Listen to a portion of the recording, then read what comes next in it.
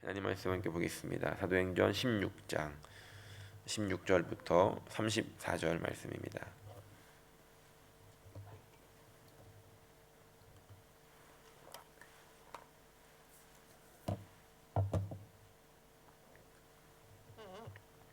사도행전 16장 16절부터 34절 말씀 함께 봉독하겠습니다.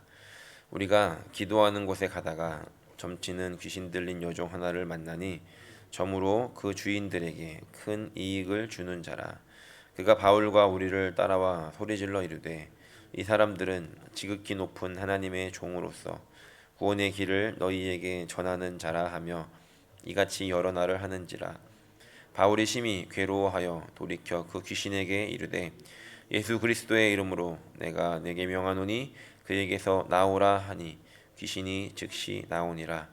요종의 주인들은 자기 수익의 소망이 끊어진 것을 보고 바울과 실라를 붙잡아 장터로 관리들에게 끌어갔다가 상관들 앞에 데리고 가서 말하되 이 사람들이 유대인인데 우리 성을 심히 요란하게 하여 로마 사람인 우리가 받지도 못하고 행하지도 못할 풍속을 전한다 하거늘 무리가 일제히 일어나 고발하니 상관들이 옷을 찢어 벗기고 매로 치라 하여 많이 친 후에 옥에 가두고 간수에게 명하여 든든히 지키라 하니 그가 이러한 명령을 받아 그들을 깊은 옥에 가두고 그 발을 착고에 든든히 채웠더니 한밤중에 바울과 실라가 기도하고 하나님을 찬송하며 죄수들이 듣더라.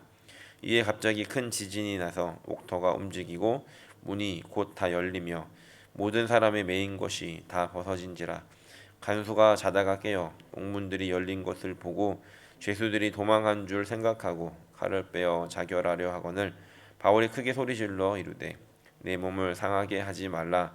우리가 다 여기 있노라 하니 간수가 등불을 달라고 하며 뛰어들어가 무서워 떨며 바울과 실라 앞에 엎드리고 그들을 데리고 나가 이르되 선생들이여 내가 어떻게 하여야 구원을 받으리까 하거늘 이르되 주 예수를 믿으라. 그리하면 너와 내 집이 구원을 받으리라 하고 주의 말씀을 그 사람과 그 집에 있는 모든 사람에게 전하더라.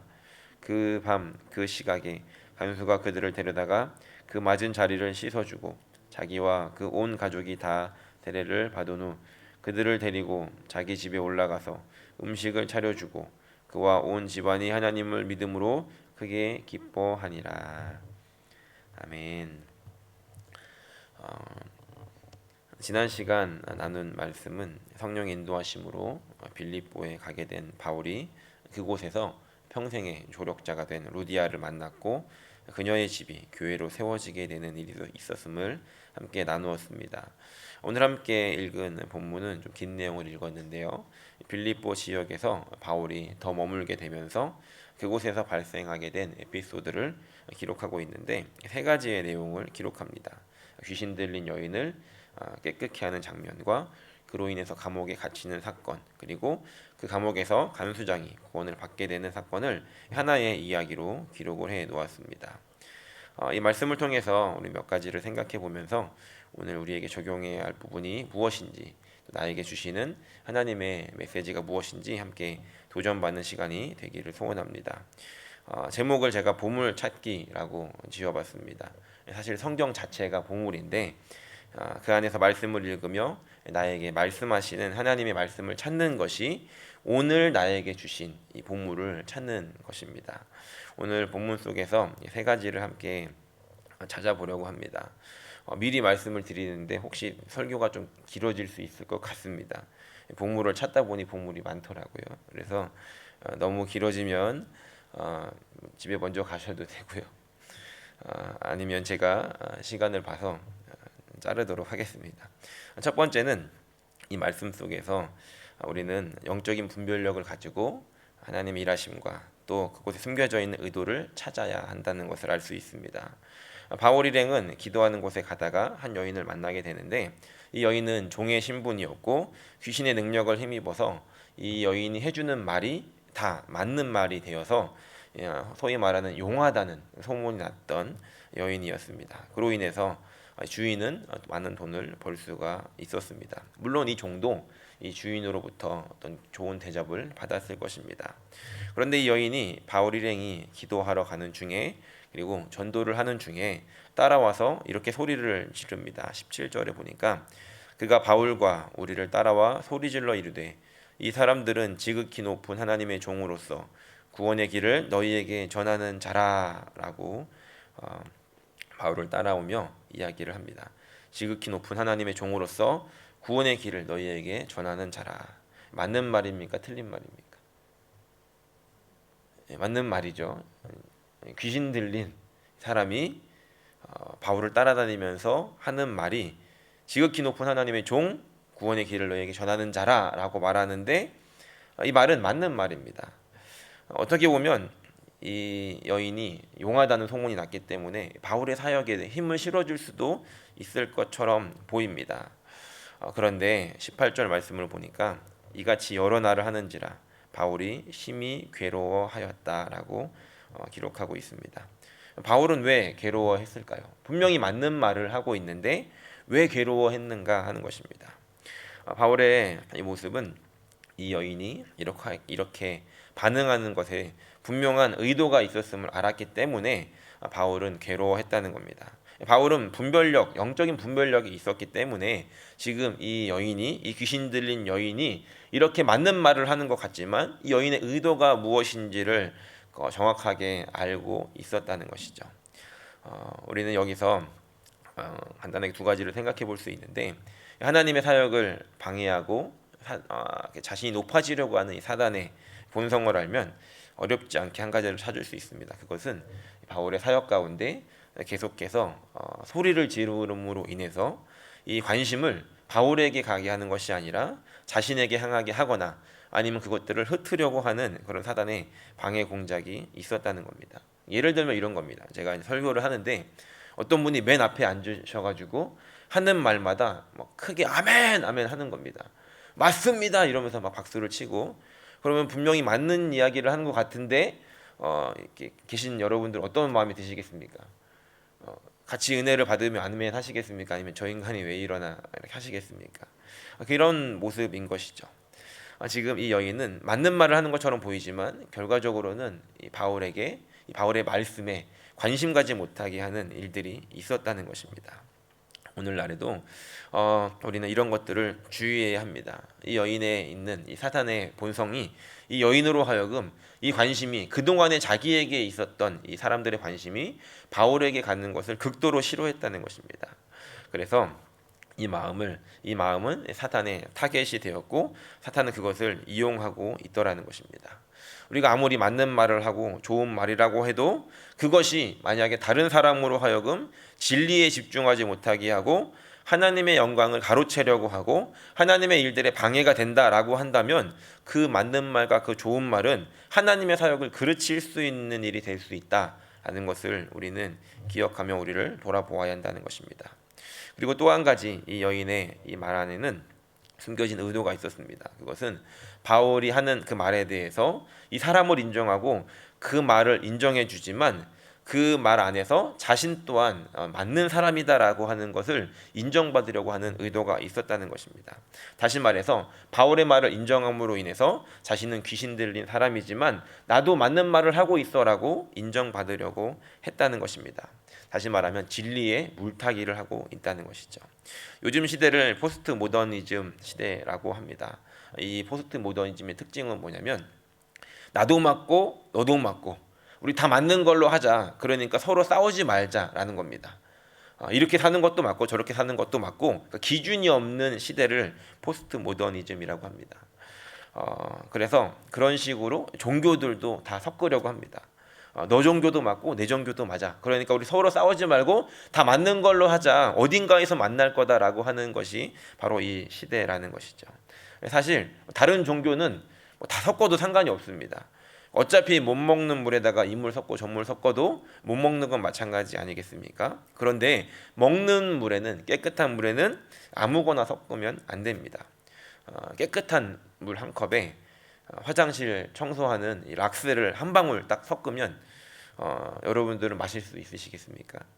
그 마을을 보면서 위장이 깨끗하게 소독되겠구나 이런 분은 없을 겁니다. 아무리 깨끗해 보여도 그것은 독극물이라는 것이죠. 사탄은 우리를 넘어뜨리려고 미혹해 올 때 우리로 하여금 딱 봐도 사탄인 것처럼 그렇게 막 뿔을 달고 혐오스러운 모습으로 다가오지 않는다는 겁니다. 아주 교묘하게 접근해서 아주 살짝 건드려 놓고 결과적으로 자기에게 넘어오게 하는 것이 바로 사단의 전략입니다. 진리를 인정하게 해놓은 다음에 거기다가 독을 한 방울 떨어뜨려서 섞이지 못할 것들을 섞어버리게 만든다는 것이죠. 이 여인에게 들렸던 귀신도 그러했습니다.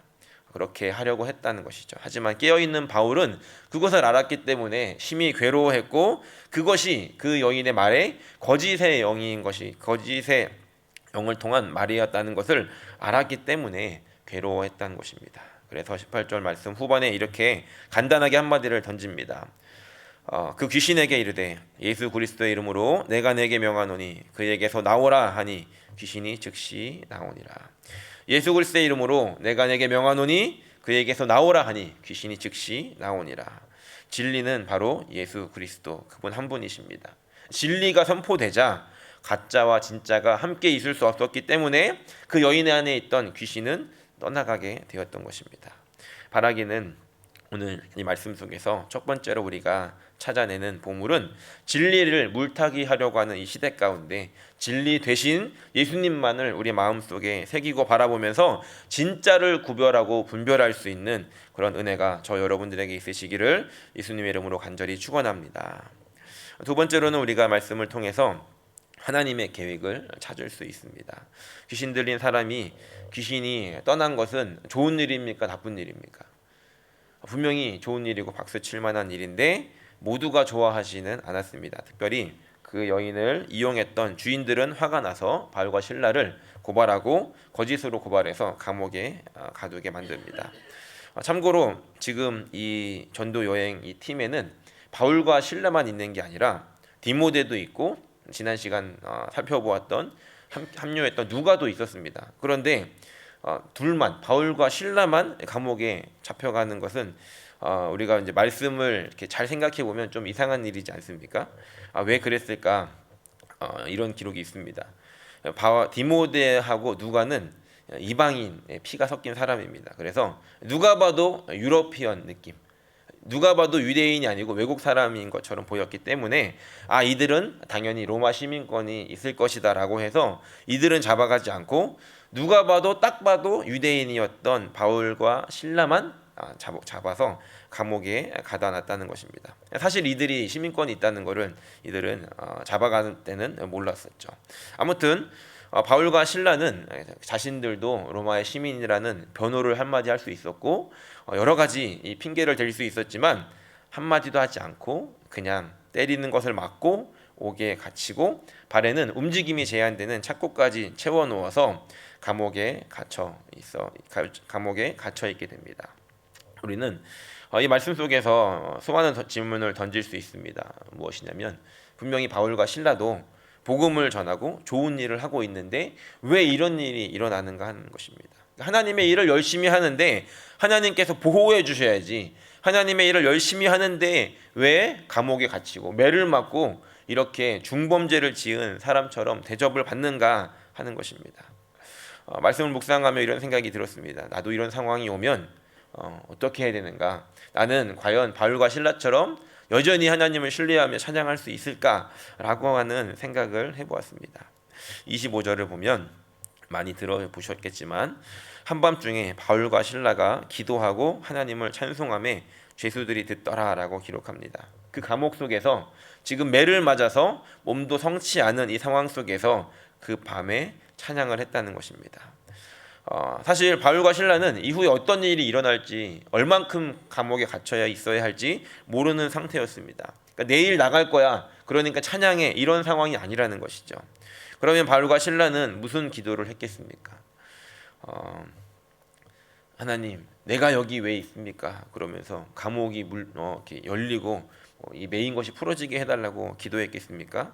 무슨 찬양을 불렀을까 제가 이제 생각을 해봤는데 주님도 때로는 기도하셨네 이런 거 부르지 않았을까 이런 생각이 들었습니다. 수많은 질문들 속에서 우리가 집중해야 되는 것은 그렇다면 나에게 왜 이런 일이 일어나고 있는가 하는 것이 아니라 그러니까 그 일에 집중하면 이 일이 왜 일어나는가라고 하면 불평이 생기겠지만 우리의 시선을 하나님께 두고 우리의 질문을 하나님께 던져야 한다는 것입니다. 무엇이냐면 하나님은 그러면 지금 어떤 일을 하고 계신가 하는 것입니다. 바울이 만약에 이 상황에만 집중하며 기도했다면 지금 이 기도한 후에 26절에 보니까 이에 갑자기 큰 지진이 나서 옥터가 움직이고 문이 다 열리며 모든 사람의 메인 것이 벗어진지라 라고 기록합니다. 지금 하나님 풀어주세요 라고 기도했다면 그러다가 지진이 나서 정말로 그것이 풀어졌다라고 한다면 바울과 실라는 응답받았다고 좋아하면서 감옥을 당장 뛰쳐나갔을 것입니다. 그리고 다른 도시로 도망을 가면 되니까요. 그런데 그렇지 않았다는 것입니다. 바울과 실라가 기도하고 찬양하는 것을 다른 죄수들도 들었다라고 기록합니다. 이 노래는, 이 찬양은, 이 기도는 신세를 한탄하는 것이 아니라 하나님을 찬양하는 그 찬송이 그 감옥 안에 울릴 때 지진이 나고 옥의 문이 열리고 메인 것이 풀어졌지만 그 안에 있는 죄수들조차도 그것이 하나님의 일이라는 것을 느꼈기 때문에 결코 도망할 수 없었다는 것입니다. 그 상황만 보았던, 그 문이 열려지고 부서져 있는 것만 보았던, 그리고 그로 인해 자결하려고 했던 간수는 와서 보니까 아무도 도망가지 않는 것을 보고 바울과 실라 앞에 엎드리고 그들을 데리고 가서 이렇게 묻습니다. 30절 말씀에 바울과 실라를 그들을 데리고 나가 이르되 선생들이여 내가 어떻게 하여야 구원을 받으리까 하거늘 이렇게 묻습니다. 구원에 대한 이제 필요가 자각이 된 것이죠. 그리고 위대한 대답이 이어집니다. 31절 말씀인데 함께 읽겠습니다. 이르되 주 예수를 믿으라 그리하면 너와 내 집이 구원을 받으리라. 아멘. 조금 전에 말씀드렸던 것처럼 하나님께서 지금 어떤 일을 하고 계신가? 그것은 구원의 역사, 한 영혼, 한 가문을, 한 가정을 구원하고 있는 이 구원의 역사를 이루어가고 계시더라는 겁니다. 이 간수와 이 가족, 이 간수의 가족을 구원하시기 위해서 하나님은 바울과 실라를 옥에 가두시고 오밤중에 깨워서 찬양하고 기도하게 하시고 지진을 내서 감옥을 여시고 그 와중에도 도망가지 않게 하심으로 인해서 결과적으로는 이 간수와 그의 가정이 예수를 믿게 되었다는 것입니다. 그렇다면 우리는 이런 질문을 할 수 있죠. 기껏 이 간수 한 명을, 이 간수 한 가정을 구원하시기 위해서 하나님께서 이런 큰 일을 하셔야 되는가? 바울이 맞아야 되는가? 감옥이 부서져야 되는가? 그렇다면 이 간수는 도대체 구원받기 위해서 한 일이 무엇인가? 라는 질문을 던진다면 이 간수는 그렇게 은혜를 받을 만한 자격이 있는가? 라고 질문한다면 대답은 없다는 것입니다. 27절에 보니까 이 간수가 자다가 깨어 옥문이 열린 것을 봤다라고 합니다. 자고 있었습니다. 바울과 실라가 찬양할 때 같이 박수친 게 아니라 그냥 자고 있었다는 것이죠. 구원받을 만한 이유와 조건이 아무것도 없었다는 겁니다. 마찬가지로 우리도 구원받을 자격이 없는 존재였습니다. 구원을 받기 위해 한 일도 없었습니다. 그런데 하나님의 은혜로 그 구원의 역사가 우리에게 찾아왔고 우리는 그것을 예수님을 믿는 그 붙잡음으로 인해서 구원받은 존재가 되었다는 것입니다. 바울과 실라도 그렇게 구원받은 존재라는 것을 가슴 깊이 새기고 있었기 때문에 이 상황 가운데 낙심하고 불평한 것이 아니라 오히려 하나님의 뜻을 구하고 하나님이 지금 어떤 일을 하고 계신가에 집중하고 그 가운데 이 간수와 가족을 구원의 길로 인도할 수 있었다는 것입니다. 지금도 하나님께서는 구원의 역사를 이루어 가시기 위해서 누군가를 사용하셔야 하는데 그것이 저와 여러분들이 될 수 있다는 것입니다. 그리고 그것은 그 통로가 되는 사람들은 때로는 희생을 통해서 때로는 불편을 통해서 그 일들을 이루어가게 되기도 한다는 것입니다. 그런데 우리가 그런 통로로 사용되어지고 있을 때 우리의 불편함으로 인해서 우리가 받은 그 구원의 은혜를 망각한다면 우리는 하나님께서 우리를 통해서 하고 계신 그 구원의 사역을 보지 못한 채 불평만 하다가 끝날 수 있더라는 것입니다. 그 환경 속에서 우리를 통해 일하고자 하시는 하나님의 뜻을 놓칠 수 있더라는 것이죠. 바라기는 날마다 새롭게 하시는 그 구원의 감격 속에 살아가면서 하나님께서 오늘 나에게 주신 이 환경을 통해 이루시기 원하시는 것이 무엇인가 하나님의 뜻에 집중하며 하나님의 뜻을 함께 이루어갈 수 있는 저 여러분들이 되시기를 예수님 이름으로 간절히 축원합니다. 마지막으로 주신 것을 사용할 곳을 우리는 찾아야 합니다. 우리가 읽진 않았지만 35절부터 40절의 말씀까지 이 내용이 이어집니다. 35절에 보면 35절까지 이 내용을 보면 이렇게 상상을 해보면 재미있는 내용인데요. 옥문이 열리고 이 간수는 바울과 실라를 그 밤에 데려다가 집에 가서 씻기고 음식을 나눕니다. 그리고 그 밤에 가족이 막 다 세례를 받고 그 밤중에 다 일어난 것이죠. 그런 다음에 바울과 실라가 지금 이제 바깥으로 나와서 도망간 게 아니라 다시 또 그 밤에 감옥으로 들어갑니다. 그래서 문 자기가 닫고 아무 일이 없었던 것처럼 감옥에 들어가 있습니다. 하룻밤 사이에 많은 일들이 있었지만 다음 날 일어나니까 상관이 그들을 풀어주라라고 명령을 하게 됩니다. 그리고 이렇게 나오게 되죠. 그 다음 일어난 일들을 보면서 우리가 또 이런 질문을 던질 수 있습니다. 바울과 실라가 풀려났는데 37절 말씀에 이렇게 말합니다. 바울이 이르되 로마 사람인 우리를 죄도 정하지 아니하고 공중 앞에서 때리고 옥에 가두었다가 이제는 가만히 내보내고자 하느냐? 아니라 그들이 친히 우리 와서 우리를 데리고 나가야 하리라라고 합니다. 지금 이게 말씀을 잘 보면 이해가 안 됩니다. 왜냐하면 맞기 전에 이야기를 해야 되지 않습니까? 기회가 없어서 말을 못했다면 감옥에 가기 전에 이야기를 해야 되는데 맞을 거 다 맞고 감옥에 다 갇혔다가 고생하다가 아주 자유롭게 풀어주게 되니까 이 말을 지금 바울이 하고 있더라는 것입니다. 왜 이제 와서 바울은 이렇게 하는가? 아니면 간수장이 좀 구원을 받지 않았습니까? 은혜롭게 끝나면 되지. 지금 바울이 이렇게 뒤끝 있게 지금 왜 이 말을 갑자기 던지는가 하는 생각을 해볼 수 있다는 겁니다. 은혜로운 밤이었지만 아침이 돼서 뭔가 억울했던 것인가 하는 생각이 들 수도 있죠. 하지만 바울은 다른 의도가 있었습니다. 그것은 하나님께서 바울에게 주신 것을 지혜롭게 사용했다는 것입니다. 그것이 바로 로마 시민권이었는데 이 로마 시민권을 왜 지금 와서 사용하는가? 처음에 사용했으면 맞지도 않고 감옥에도 안 갔을 텐데 아니면 끝까지 말을 하지 말던가 왜 지금 와서 이야기를 하는가라는 것이죠. 사실 바울은 예수님을 믿고 난 후에 이 자신에게 있었던 로마 시민권에 대해서 사실 아무런 가치를 부여하지 않고 살았습니다. 그런데 지금 하나님께서 이 자신에게 주어진 것을 사용하고 있는데 어떻게 사용을 하고 있는가? 이것은 지금 빌립보라고 하는 지역이 이 마게도냐 지역의 가장 큰 성 중의 하나였습니다. 그런데 이 지금 유럽 땅에서 첫 번째로 이 복음의 씨앗이 뿌려지고 열매를 맺고 가고 있는 어떻게 보면 기독교가 지금 막 태어나고 있는 이곳에서 어떻게 보면 이 지역에 있는 사람들이 이 기독교에 대해서 예수 믿는 사람들에 대해서 이 바울과 실라가 감옥에 갇히는 일들을 통해서 나쁘게 볼 수 있는 그런 상황이 있었다는 것입니다. 바울은 성을 요란하게 하고 이상한 풍속을 전한다라고 하는 그런 거짓의 모함을 받고 옥에 갇혔기 때문에 이런 소문들이 나간다면 그곳에서 더 사역이 펼쳐지는 것은 어려울 수 있었다는 것이죠. 그래서 바울은 지금 이것을 사용해서 이것에 대해서 정당하게 이야기를 하고 또 사람들이 볼 때 하나님 믿는 사람들, 예수 믿는 사람들은 저런 사람들이구나 라고 하는 것을 보여주기 위해서 이것을 사용하더라는 것입니다. 이제 앞으로 그곳에서 펼쳐나가게 될 이 복음이 잘 전해지게 하기 위해서 바울은 자신에게 있었던 이 로마의 시민권을 그곳에 사용하게 되었다는 것이죠.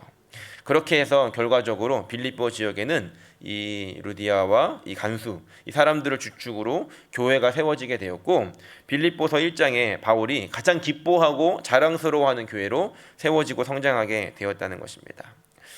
바울은 태어날 때부터 가지고 태어난 것이 있었습니다. 우리에게도 마찬가지로 태어날 때 주신 것이 있고 또 살아가면서 은혜로 주신 것들이 있습니다. 그리고 그것이 하나님께서 우리에게 주신 것을 믿는다라고 한다면 우리는 그것을 어떻게 사용해야 되는지, 어디에 사용해야 되는지, 언제 사용해야 되는지 하나님께 묻고 그것을 찾아낼 수 있어야 한다는 것입니다.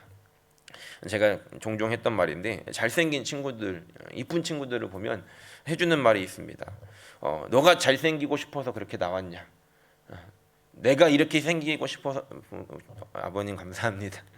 이렇게 생기고 싶어서 이렇게 태어났나? 너가 태어난 건 너가 한 게 없다. 부모님을 잘 만난 거고 부모님의 유전자가 아름다운 조합을 이룬 거다. 너가 맘대로 결정한 것이 아니다. 너는 전도용으로 사용해라. 그 얼굴을 이렇게 이야기를 합니다. 멋진 교회 오빠가 돼서 교회의 부흥을 이뤄라. 이렇게 축복을 하는데 말씀을 정리합니다. 제가 보물찾기라는 제목으로 세 가지를 함께 나눴습니다. 세상을 어지럽히고 유혹하고 있는 이 세대 속에서 하나님의 말씀 그리고 진리를 찾아 성령 인도하심을 따라 영적인 분별력을 갖고 살아가는 저 여러분들이 되기를 소원합니다. 그리고 때로는 우리가 알 수 없는 힘든 일들을 만날 때, 그것이 하나님의 일들을 하다가 만나는 일들이다 한지라도 우리가 그것이 일어나고 있는 상황과 환경만 보는 것이 아니라 그 가운데서 일하고 계시는 하나님을, 그리고 하나님의 계획을 발견하고 묵묵하게 그 일들을 감당할 수 있는 저 여러분들이 되기를 소원합니다. 그리고 우리에게 주신 것, 여러분들에게 이미 주신 것들, 이것을 어떻게 주님을 위해서 사용할까를 고민하며 하나님께서 원하시는 곳에, 하나님께서 원하시는 때에 귀하게 쓰임받고 살아갈 수 있는 저 여러분들이 되시기를 예수님의 이름으로 간절히 축원합니다. 기도하겠습니다.